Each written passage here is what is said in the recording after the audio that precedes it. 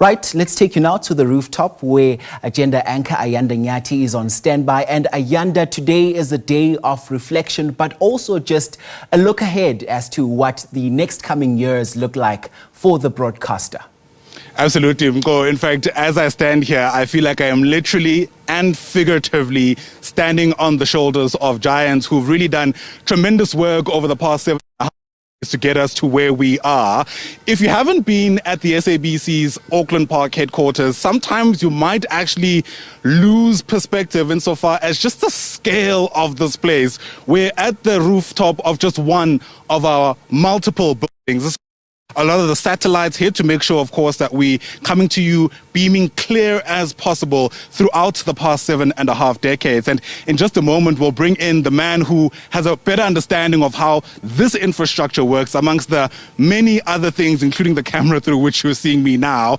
But as I showed you a bit earlier, I'm going to ask my colleague Neo to just perhaps give you a bit more of a sense of where we are in geographically speaking. As I mentioned, this is where a lot of the satellites are at the SABC News channel. They used to, of course, manage the signal throughout our multiple platforms, including on SABC News 404, which, of course, launched only in 2013. Can you imagine it? And is now part of this ecosystem that boasts this proud legacy of the past 7.5 decades or so. I did promise you that I'd bring in somebody who's a whole lot more knowledgeable about where we are and how all of this works. His name is Khutso Matlala.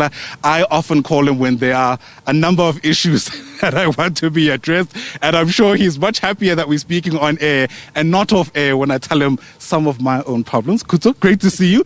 Thanks very much for making time to chat to us. Good morning, Ayanda. Thank you for the opportunity. Yeah, I forgot to mention you are actually head of news resources here at the SABC, and I wonder if you can just help us begin by just taking stock of what that role entails, especially because there are just so many moving parts when it comes to putting together a news broadcaster. All right, yeah, definitely many moving parts. So news resources is basically the news technical in broadcasting terms. I look after everything technical in the TV, television, digital, radio, and also in the regions as well, because we have digital, we have radio, we have TV in all our 9 regions. So I look after that, and then I also look after the relationship between technology department and news. So I'm their middleman to make sure the editorial dream becomes reality. Whatever you guys dream, I will tell you if it's possible, and I'll speak to my colleagues to say this is what we need, this is the direction we are going, and to give them the vision that we want to be in the next coming years. So that's basically what it entails. It is the biggest department in the news area, division, with about just under 400 people, about 390 people, 11 departments. So it's quite a big department and many moving parts, like you say. Yeah, you know, millions of people watch the SABC on a daily basis, but they actually don't know how much of a team you need, even just to produce 30 seconds of television. And I suppose this is where what you're doing comes in, right? From the microphones to the lights in studio to auto cue when it doesn't work, we call you. Oh, yes. Oh, yes. So our broadcasters, start from 6 a.m. till midnight. And we do about 150 broadcasts a week. That's just TV. Not even talking radio, not even talking digital. But most of the moving parts are in TV, because TV is a bit more complex than radio, than digital. But you have to make sure everything works. So it's constant communication. It's constant planning, constant maintenance to make sure that these things fire up every morning at 6 o'clock. And there's not much breaks to do maintenance and all those things. But with the the evolution of technology, it has made it slightly easier. But with that being easier, we are producing a lot more than we were producing back in the days. So yeah, that's the prettier side of it. Yeah, and we'll speak about the technology in just a moment, focusing on the satellites that are here, because I see some of them are differently shaped, different sizes, etc., etc. But I want to hone in on your own time at the SABC, because it's been a minute. You started here as a teenager yourself, worked your way through the ranks, and now are in an important strategic position insofar as the SABC News brand is concerned. Speak to me about those earlier years as a teenager where you were actually doing sports. Oh yes, oh yes. So when I arrived at the SABC, I was 19 years old. I always say I was very fortunate to arrive at that time because it allowed us to see technology changing, and a lot of changes that have happened in that last 25 years. I'm here for 25 years now. When I started, I was at the OB's division, started as a cable basher, chasing and doing sports, holding cables for cameramen so they don't fall, and then moved over to the engineering side of it as a broadcast engineer. And that's where I got involved with satellites because I ended up being the satellite specialist. Again, a big opportunity to move from different departments to where I am now. But when we started, things were not as easy as they are now. Even things are easy? Is this easy? Very easy. So when we started, we used to use microwave links and radios for communication. You are using cell phones now. We are not really using cell phones for comms, and we were actually using radios. And we didn't use satellite as much as we are using it now. We used to have the morning live traffic report done from a helicopter up there. I was one of the people that used to pan that helicopter. We used to be on the roof on the 28th floor there, actually following the helicopter throughout Gauteng. You didn't even see the helicopter, but you had to stand there with a dish and move in the direction of that helicopter so you can hear the presenter, see the pictures, and link up studio to the helicopter as well to make sure they can communicate. Today, with the evolution of technology, you just have a little unit in your pocket that can transmit those pictures. You don't need anybody to be on that roof to do such things. And with satellite then coming in the, I think it was about 2004 for us, we moved quite a lot of our productions to satellite. There it helped us a lot because what you need, where you needed 4 people or 5 people to do a news broadcast or a sports broadcast, you now only needed 1 person. Wow. But then that allowed you to spread your people, and now instead of doing 1 production, you're now doing 5, 6, 7 productions because you're now going straight to satellite, and the signals will arrive on these dishes that are here, and then it just expanded what we needed to do. So manpower wise, it's really reduced the number of people that you needed, whether it's a news production, whether it's a sports production, but the benefit of that is that you are doing a lot more. Sure. So yeah. All right, let's speak a bit more about that technology. We're going to walk and talk, so come along with us as we explore some of the satellites that are here. You'll forgive our shot if it gets shaky at any stage, but I just want to start with this very first one that my colleague Neo is showing you now. It looks like something from outer space. Khutso, what are we watching? And it is bringing things from space for us. Yeah. One of the special dishes, I used to maintain these when I was still a satellite. Yeah, I used to do the maintenance here. Yes, I used to do the maintenance on this roof, looking after all the satellite communications for SABC. This is a bat wing dish, that's what we call it. Very rare to see it, fancy shape, but the science just says you get more gain from this shape than from the traditional shape. But we have many different dishes looking at many different satellites because our feeds come through different satellites. We're also decoding feeds from Reuters, feeds from BBC, feeds from all over the world, Asia, whatever. So you need all these to catch those signals and broadcast what we're doing today. Yeah, I'm not even going to count how many satellites there are here because I think we'd be here for another 75 years. Why do we need so many? I mean, you mentioned a term called gain, and I don't think people might understand what that means.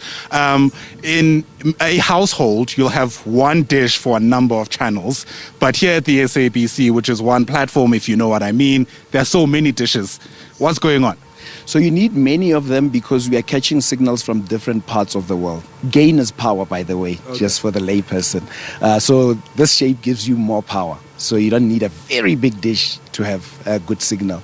But because we are getting signals from Asia, from Europe, from the Americas, they are all on different parts of the world. So you'll see all the dishes here facing different parts of the sky because we are trying to catch. There's about 150 satellites out there. We are probably using about just under 10 satellites on here to be able to receive all those signals. But even that has changed now.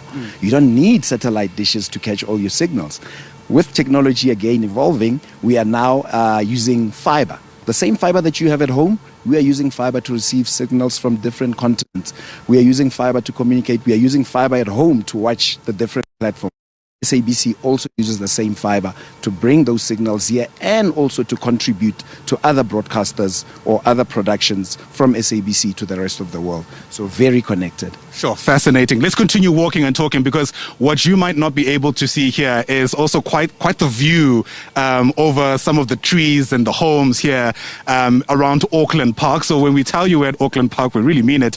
Now, I wonder if we can also just show the Sandtech Tower, which is not too far from where we are. And, Khutso, as we take that in, often we talk about Sandtech signal, forgive us because there's an issue at Sandtech. Here, finally, people can see the tower itself. Help us draw the connections between that infrastructure and where we're standing. Oh, great. So the infrastructure you're talking about, which is the tower there, that is where our signal gets distributed. So from SABC, we have lines that go to Sandtech, and then the big white antenna that you saw on top of the tower, that is the one that radiates the signal to the homes around here. And if you go around any high-rise areas, you actually find Sandtech Tower. They might not look like this. They look like much taller red and white aerials. It's the same one as this. That's how people get their DTT signals, and which is digital terrestrial, which is where we've also changed from analog TV. Some of us are still getting analog TV in the 4 provinces, but the other 5 provinces have switched off the analog. They're only getting DTT,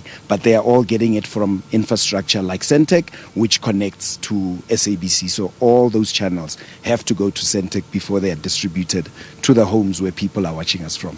Wow, this is all fascinating to listen to. I mean, we have taken stock of the evolution of the technology that's been used here over the years, but I think there's also something to be said about, your own personal evolution as a career person, as a person who's given the bulk of your own adulthood to the SABC. Speak to me about your own reflections as we mark these 75 years, given just how much has changed, not only insofar as this building is concerned, but I imagine in your own personal life. Oh yes. The beauty about technology is that you need to keep up.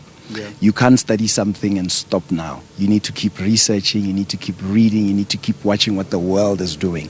And fortunately, working for SABC, we were actually able to keep up with the changes. When I arrived, it was still analog days, and then we moved to SD just before the 2010 World Cup, and then we moved to HD by the 2010 World Cup, and we are still in HD now. But even that is not the end. We are now moving into IP workflows. We are moving into technologies that use cellular network, like this broadcast that we are doing here. There is no OB van here. It's just a camera and a little cellular bonded device that's transmitting our pictures. So seeing it from needing a big OB van with 17 people just to do this, to just me, you, and our video journalist, it's just evidence of how much it's evolved. But you can't be flat-footed. Yeah. Like I said, you need to be studying, you need to keep up with it.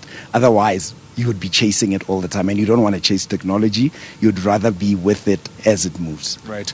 OB, by the way, is outside broadcast, but bear with us. It's been 75 years of these terminology, so we'll keep breaking it down as we go along. And speaking about those OBs, you've covered many a big broadcast, from inaugurations to big sporting events, etc., etc. Any moment that kind of sticks out for you in putting together those big moments, which we still speak about today, decades after they've taken place?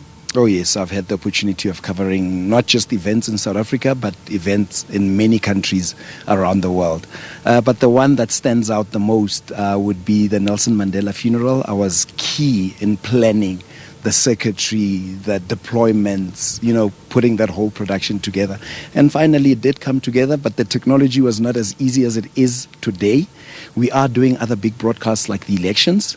I started broadcasting elections back in 2004. It was my first elections that I worked at with SABC. And the last one that I did is the one that we did last year. And the changes between what we used in 2004 to what we had in 2024 it's enormous. It's enormous. And like I say, it makes it easier. To a normal lay person, it looks like it's complex. But to us, we're just smiling at what we can do with the little technology that we have now instead of needing the big things. You mentioned the inaugurations as well. very involved production, those where you're dealing with many issues except for just technology. It's security, it's the planning, and it's a lot of planning to do those productions. But yeah, we've covered many big productions. Yeah. And hopefully there are many more still to come. Khutso Matlala, thanks very much indeed for speaking to us as we continue taking you down memory lane. I'm not even going to tell you where I was in 2004 when Khutso covered his first election, because I think he'll feel perhaps older than he is. But it's great to be part of this moment in history as we continue charting the way forward. There is no overstating the importance of the work that is still being done by SABC News.